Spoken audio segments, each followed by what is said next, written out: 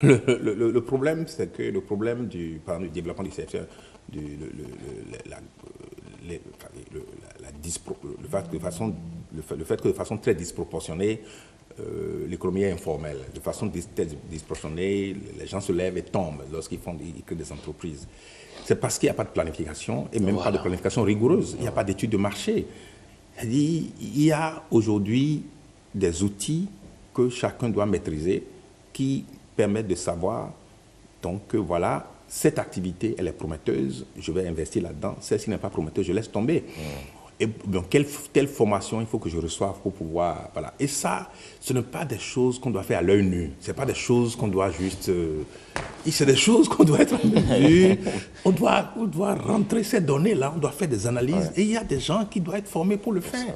C'est ça. Et je pense que tout est là. Parce qu'en fait, si vous avez... Les banques disent, par exemple, le problème, ce n'est pas qu'il n'y a pas de projet, c'est qu'il n'y a pas de projet qu'on peut financer. Ok. Parce que les gens ne viennent pas avec des modèles très clairs, un plan d'affaires très, très propre. Voilà. Ok. Et ça, c'est aussi, comme vous l'avez très bien dit, la formation à la base qui manque. Donc, il faut qu'on pense que si l'économie, le développement économique est essentiel aujourd'hui, on ne peut plus faire les choses comme avant. On ne peut plus simplement, c'est-à-dire, baser la décision sur l'intuition.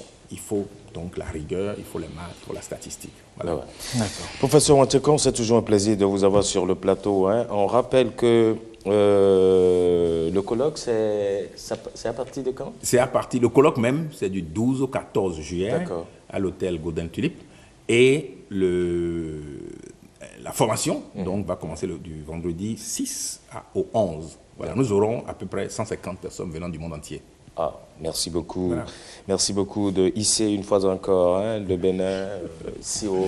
Voilà, Merci infiniment, merci, professeur. Merci infiniment. Merci. Et puis à très bientôt. D'accord, au revoir. Okay.